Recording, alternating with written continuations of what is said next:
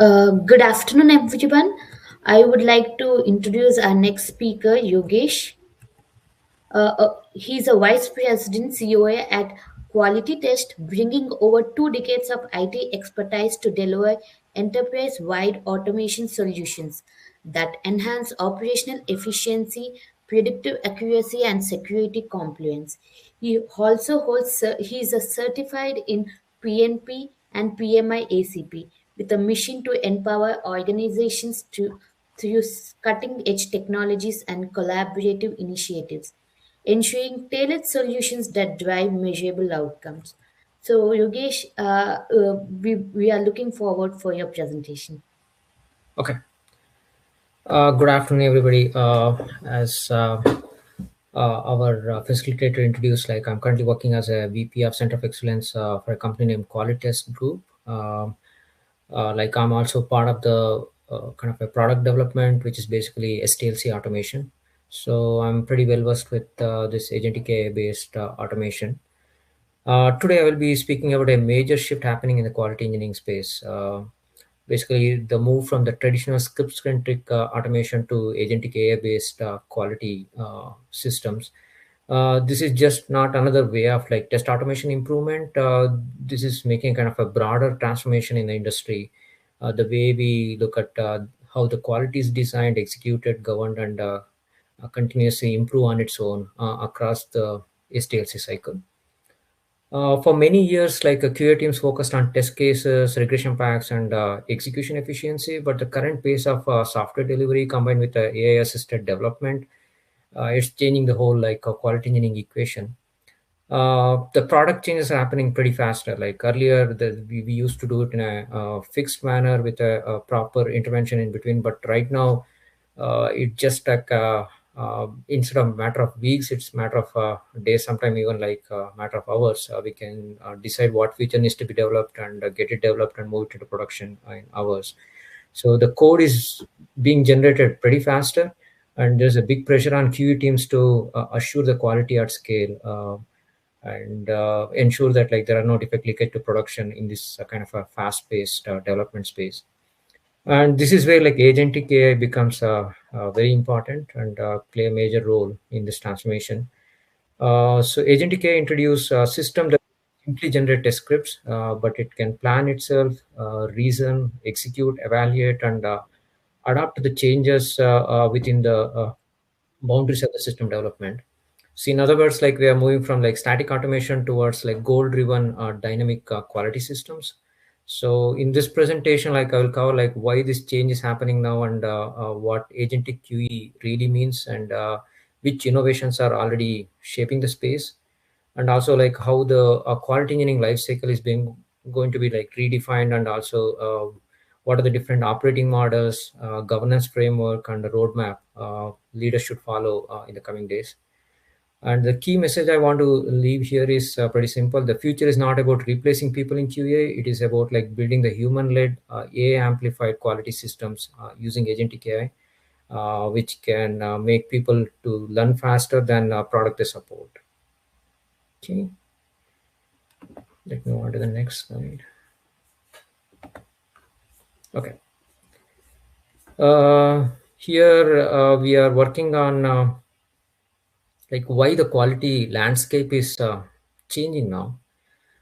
Here I'm going to explain why the timing is so important, and also we are no longer in the phase where the Gen A is Gen A in quality engineering is only experimental. It's already kind of in practice in some of the leading companies, and market has moved it into a broader adoption activity at this. But maturity wise, different companies are at different levels. But yeah, it's happening on the ground. So the data here tells an important story. A very high percent of the organizations are piloting or deploying Gen AI in QE, but only a much smaller group has actually reached enterprise scale adoption.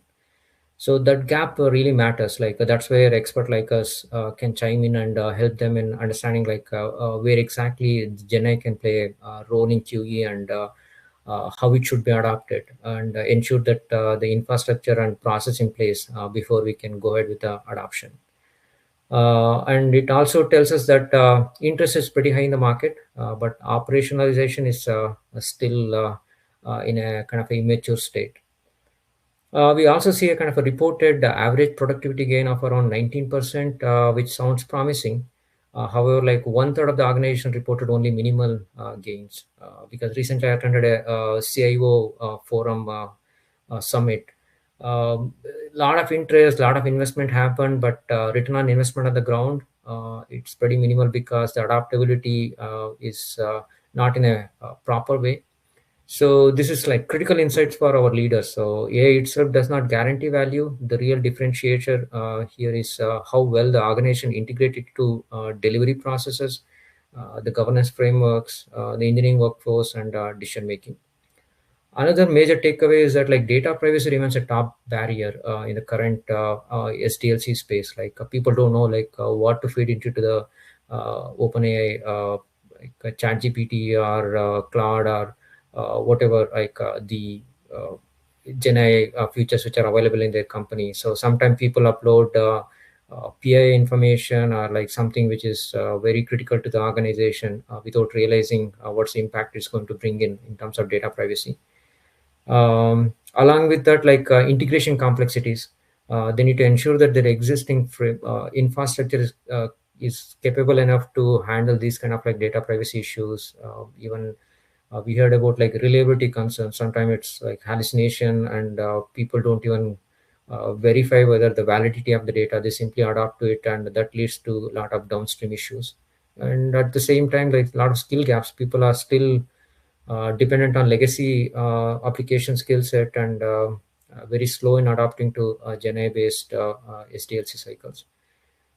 This means like a major challenge is not only technical, it's like across the domains and also the organizational architecture and governance related issues. For the quality engineering leaders, the changes were like effort should be invested.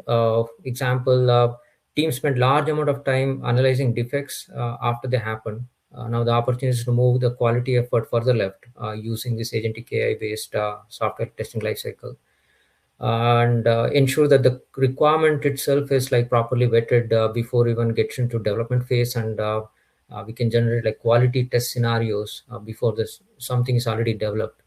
And even there are like advanced features where you can generate a future files based on requirements and convert them to open source based automation tools, automation scripts, which is like almost like 80% accurate, and you just need a lead automation tester to enhance it to accommodate the needs of enterprise-wide functional validations.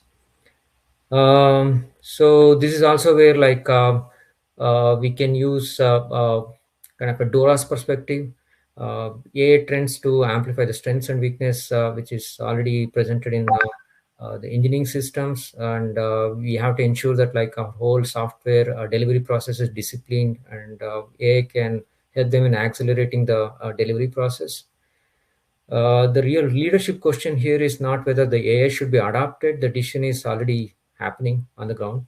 The better question is whether we are designing an AI-enabled quality system deliberately enough to scale the like a software development cycle safely and effectively. Any questions here in this slide?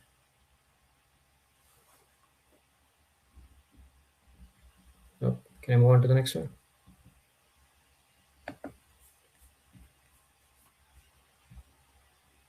Okay. From automation to agentic quality engineering, here we discuss about like the maturity shift from the traditional automation to the agentic quality engineering. It's very important to understand that like agentic AI is not simply a smarter automation. It represents a different operating model.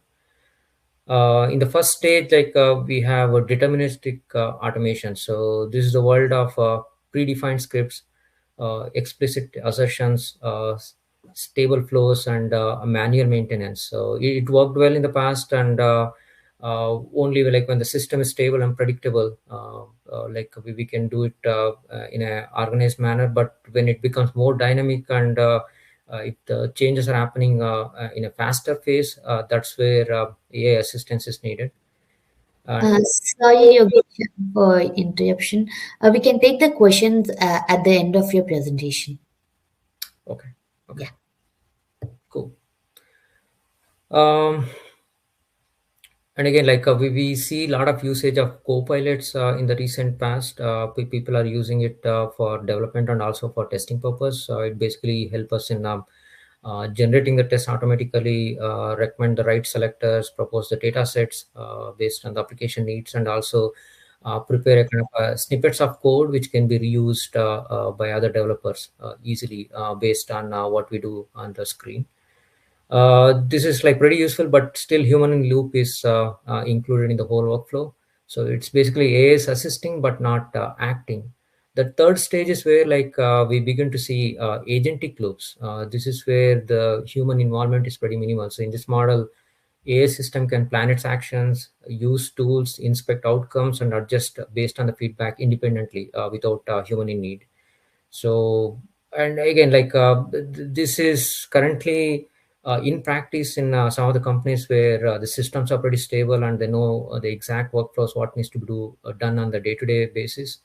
But for like those applications which are pretty dynamic, it's still evolving. But it's not too far. Maybe next 6 months down the line, we'll have system in place which will independently handle the whole testing just based on the requirement documents and the code base in the Git repo. Um, and fourth is like quality systems. Here, like multiple agents coordinate across the design, execution, triage, release, and production learning. This is where the human in the loop will slowly disappear. And again, one agent supporting the requirement analysis, another one is handling the execution. They all of them talk to each other and figure it out like where is the gap in between and they fix on their own. And they also take care of the release to production. Even recently, one of the company presented like how uh, the retail system like simple retail system is completely automated right from development till testing, and how can they move day-to-day changes to the feed to the retail without worrying about defect leakage to production. So things are happening on the ground. Here, like the one slide definition for this slide is like very important. Agentic AI is goal-driven software, which basically reasons over context, invokes the tools, and inspect evidence. And it also continues until it reaches a completion criteria. So you have to define a like proper definition of done, like what needs to be done by that particular agent. It will pretty much take care of it independently. So, and again, like right now the definition of guardrail for these agents is it's all like independent. There's no industry standard for taking care of these kind of agents handling the day-to-day software development and testing. But the bigger organizations are defining those guardrails. The adaptability wise still pretty minimal at this moment. Okay, any questions here? Okay, we'll take the questions in the end. Okay, can you guys see my screen? Yeah, Yogeesh. Okay, cool. Here it talks about like modern innovations which are already reshaping the testing practice. The first innovation is like prompt to test generation, which was there a year ago. So like there's a move from like low code accelerators towards a natural language driven generation of full test cases, which includes scenarios, testing logic, assertions, and even sometimes supporting the data need of the scripts. This basically reduces like manual authoring effort and makes the testing more accessible to domain experts. The second innovation is like planning, generating, and healing loops on its own. This is significant advancement because it moves beyond one step generation. So the planner decides what to test, the generator takes the like creation of artifacts responsibility, and then the healer adapts to application changes. It's basically like self-healing on its own based on the changes on the screen or functionality. That means the system is only creating tests but also helping maintaining and recover them. The third area is visual AI. And again, multimodal validation. So in the traditional automation, we often struggle to validate the real user experience, but using visual AI, We can check like whether the interface actually appears correct on the screen, whether the layouts are broken or are they still intact, whether the UI, uh, the state of the UI is like matching the expectation as per the requirement beyond the raw document object model assertions. The fourth innovation in the market is like autonomous triage and root cause support. So instead of just reporting that a test is failed, like AI native platforms are beginning to cluster like related failures, correlate them to the likely causes, root cause analysis, and then the recommend the next steps in fixing the test script based on what happened on the screen changes. And another very important development is like trajectory-based agentic evaluation. This means like we do not only evaluate whether the final answer to test result was correct. We also evaluate like how the agent arrived there, and did it use the right tools, did it follow the right steps, did it put proper guidelines and guardrails, and did it gather the grounded evidences which were provided during the execution. Uh, this matters a lot in the bigger enterprise. So like right now some of the organizations are at this level where like agentic AI is pretty much taking care of all the script generation till uh, like execution, root cause analysis, and self-healing the scripts on its own. There is a latest development in terms of MCP. So recently, like even I did a POC for one of the client where NCP enabled browser automation. So it's kind of like you have a clear like instruction in place in a requirement document. You just feed it into this MCP server that will pretty much understand the application needs and identify the right object model on the screen, and it automatically automate it, even fetching the right data from DB. It's completely automated. You just have to feed the right data and wait for 30 minutes. You'll have like complete validation results with a reusable scripts ready. So things are changing. The whole QE engineering team structure is kind of like now more of a technical developer who knows in and out of both development and quality engineering, who can handle it alone using these kind of MCP based agents. I know it's pretty scary in the market, like where will it end up in? The only way to adapt to it is like learn the latest technologies in agentic AI and be skilled enough to employed by any of the big players in the market. Okay, so can I see the screen again? Or is it flip-flopping? Okay, Yeah, Yogesh, we can see. okay. This slide focuses on impact of agentic AI beyond the test execution. So, in fact, like one of the biggest mistakes organization make is like limiting the AI to testing phase only. There's like they make development AI as a silo and testing AI as a silo piece. So the more strategic value comes from like influencing the complete SDLC value chain, starting with requirements. Agentic AI can like help refine the stories, they detect the ambiguity there, and identifying the missing acceptance criteria, definition of done, and fix it at the root itself. So that like once they convert into a code and a test script, it will give a like a quality output. In the design phase, AI can generate end-to-end journeys, derive coverage maps, identifying the data needs, and also suggest like validation strategies. This means like quality becomes embedded into the solution design instead of being added afterwards. During the build phase, agentic system can help create test scaffolding based on the process and data variations. It can even do like API marks and stubbing. It can take care of like fixing the data based on the scenario needs by directly connecting with the DB of that particular application. And it will also help the developer to do code review based on the results produced. This pretty much supports the developer directly and reduces the downstream defect leakage. In the test phase, of course, like agents can execute the testing and do a self-healing based on the broken selectors in the screen, and so that it can retry with the updated scripts. It cannot also optimize the whole regression scope, uh, like by reducing the risk and triage failures and also clustering the defect patterns. And this is where like many people first think of AI, but it is only kind of a part of the story. At the release time, this is like the latest development. Even in the DevOps is getting automated using AI. So here, like agentic AI can support go or no go decisions by combining evidence which are captured from the test coverage, the defect trends, and also the risks which were identified. It will also have like automated rollback mechanism using agentic AI. This creates like more of a kind of a evidence-backed release confidence for leaders rather than like relying on the intuition or like isolated reports or like a predefined steps. So finally, in the run phase, even AI agents can take care of collecting the production telemetry, incidents, user sessions, and also they will take care of the post-release issues.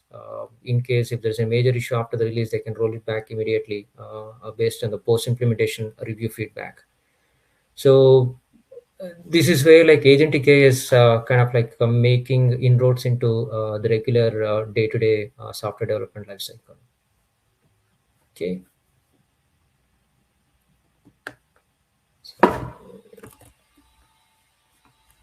Yes, yes, okay. Cool. So, reference architecture for agentic quality engineering operating model. Here, we present a reference architecture for how agentic quality engineering can be implemented in an enterprise setting. So I just want to emphasize that like this is not a product architecture. It's an operating model architecture that brings together like context agents and tools, controls, and evaluation. So at the top, you can see enterprise context. This includes requirements, design documents, user journeys, production telemetry, incident history, test assets, the old risk models, and release policies. This will act as a kind of a what do you say, the legacy knowledge and knowledge articles in a local vector DB. With a good context, agents will act with like a with the right judgment in place so that they know what exactly happening in the system with all the data in the vector DB, and they can readily refer to it before they can take any action. So the context quality becomes a foundational here. We just have to ensure that like all the related data is properly chunked and embedded within the vector DB. The next layer is an agentic layer. So different agents, they specialize in different jobs, and they take care of the specific jobs based on what is instructed to them, and all of them will refer back to this grounded data which is saved in the local vector DB. So the planner agent is for deciding what to test, and design agent is for like test scenario or test case creation. Execution agent is for like when to run for what impacted test scenario, impacted business scenarios. uh, and even there are agents meant for like defect tracks for failure analysis to figure it out, like what caused the defect. Is it like a functional defect or the data defect kind of thing? And it will also have a release advisor for deployment decision based on the kind of defect and also the severity or priority of the defect, like can you still go ahead and move the code to production. So instead of manually analyzing, these kind of release advisor agents will give us a clear picture with a right report saying that okay, what's the risk level involved in moving the code to the production. And below the agentic layer, that's a tool layer. So agent only becomes practically useful when we can use the deterministic tools.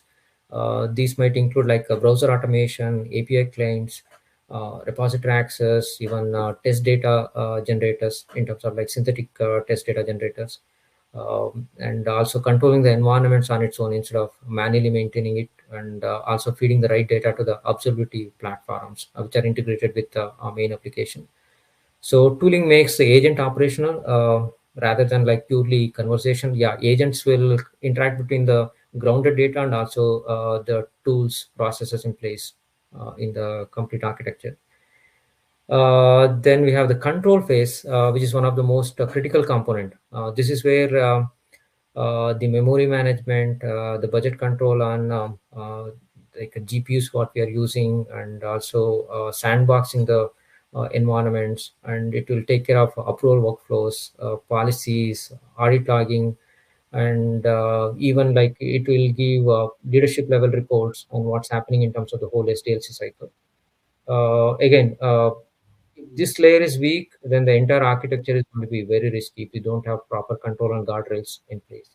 The final one is like evaluation layer. This pretty much closes the loop in this agentic AI operating model. So here, like we need to measure the coverage and the completion of all the tasks assigned to these agents, and the quality trajectory, and also the flakiness of the test scripts or test scenarios executed by these agents, and also the groundedness of the data what we fed into our vector DBs.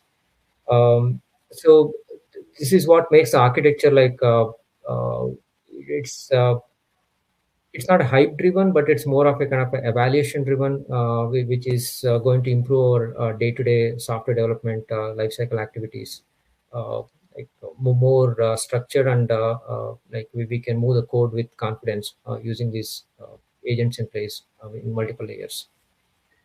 Sorry, Yogesh, we are just running out of time. Can we conclude it? Like, Um, sure. Okay.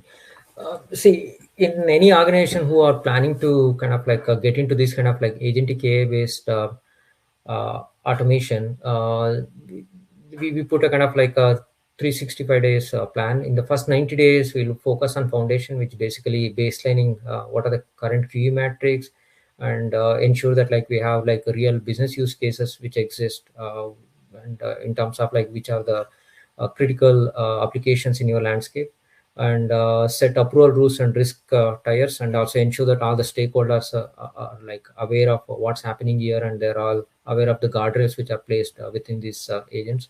Then we can pilot it into uh, like the programs which are pretty critical to the organizations, and define policy boundaries, and ensure that we have a proper like dashboarding and measurement in place to report it back to the leadership, the advantage of these agents. And then we can safely expand it to the different applications within the organization. So that's where like we can prove to the organization like the return on investment in terms of like how much effort is saved, and what kind of quality we are getting it out of this agentic AI based quality engineering. Later, we can put it in an operate model. That's where, with a minimal manual support, we can start operating these agents in the SDLC cycle with the properly defined playbooks and the governance in place. This is the final slide. Do you guys have any questions, concerns? uh, yeah, Yogesh. So, so I would like to just ask one question since we are running out of time. So, when agentic AI handles self healing, automation, and root cause diagnostics, who owns final quality accountability? The agents, engineers, or the leadership? It's basically quality engineering manager for that particular group. He owns the, means he's basically like responsible and accountable for that. See, in a traditional organization, like you have like leads for every domain, and there are manual testers, automation testers, and quality means and performance testers. With agentic AI, it's basically it needs like the guys who can understand both the development part and the quality engineering part of it, and who can understand the agent settings. Uh, that's it. Like these are the guys who operate the things on the ground, and then once things are getting delivered, they can like report it back to the leadership. Uh, so it's more of like a person with AI knowledge, and also the quality engineering basics. Ah, okay. Okay, Yogesh, thank you for your wonderful presentation, and we really appreciate your time and valuable insights. Thank you a lot. Thank you.